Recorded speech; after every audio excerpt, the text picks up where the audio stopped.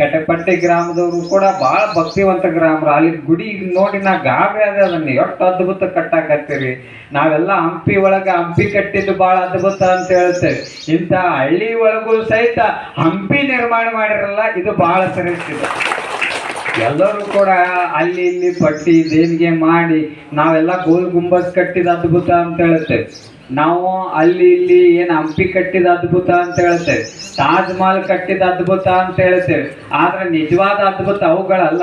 ಯಾಕಂದ್ರೆ ಅವ್ರು ರಾಜ ಮಹಾರಾಜರು ಕಟ್ಟ್ಯಾರ. ಅವು ರಾಜ ಮಹಾರಾಜರು ಹಂಪಿ, ತಾಜ್ ಮಹಲ್, ಗೋಲ್ ಗುಂಬಜ್ ಕಟ್ಟ್ಯಾರ. ಅವ್ರಿಗೆ ಭಾಳ ಶ್ರೀಮಂತ ಇದ್ರ. ಆದ್ರ ಇಂಥ ಹಳ್ಳಿ ಒಳಗ ಯಾವ ಹೃದಯದೊಳಗ ಒಂದು ಭಕ್ತಿ ಇಟ್ಕೊಂಡು ಆ ಗುಡಿ ಕಟ್ಟಿರಲ್ಲ, ಇದು ನಿಜವಾದ ಅದ್ಭುತ ಅಂತ ಹೇಳಕ್ ಇಷ್ಟಪಡ್ತಾನೆ.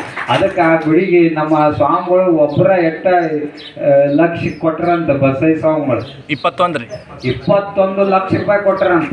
ಮತ್ತೇನ ಬಂಗಾರ ಮೂರ್ತಿ ಹಾಕ ಕೊಟ್ರಂತ. ಅವರು ಎಷ್ಟು ಶ್ರೀಮಂತ ಇದ್ರು ಕೂಡ ಇಂಥ ದಾನ ಧರ್ಮ ಕೊಡ್ತಾರೆ. ಇಂಥ ದಾನ ಧರ್ಮಗಳು ಯಾಕೆ ಮಾಡ್ಬೇಕಂದ್ರ, ನೀವೆಲ್ಲ ಕೆರಿ ನೋಡ್ರಿ, ಕೆರಿ ನಿಂತಲ್ಲೇ ನಿಂದಿರ್ತದ. ಆದ್ರೆ ಅದು ನಿಂತ ನೀರು ಏನು ಹಾಕವು, ಕೆಟ್ಟ ಹೋಗ್ತಾವ. ಸಮುದ್ರ ನಿಂತಲ್ಲೇ ನಿಂತಿದದ, ಅದ್ರ ನೀರು ಹೆಂಗದವ, ರುಚಿ ಉಪ್ಪದವ. ನದಿಗಳು ಅವು ಅಲ್ಲಿ ಇಲ್ಲಿ ಸ್ವಲ್ಪ ಹರಿತಾವ, ಅದ್ರ ರುಚಿ ಹೆಂಗದ, ಭಾಳ ಸಿಹಿ ಅದಾವ. ನೀವು ಇಟ್ಟ ಅರ್ಥ ಮಾಡ್ಕೊಳ್ರಿ. ನಾವು ನಿಂತಲ್ಲೇ ನಮ್ಮ ಏನು ಗಳಿಸಿರ್ತಕ್ಕಂಥ ಏನು ದುಡ್ಡು ಆಗಿರ್ಬೋದು, ಏನೋ ಸಂಪತ್ತಾಗಿರ್ಬೋದು, ನಿಂತಲ್ಲಿ ನಿಂತಂದ್ರೆ ಉಪ್ಪಿನ ಜೀವನ ನಮ್ದಾಗ್ತದ.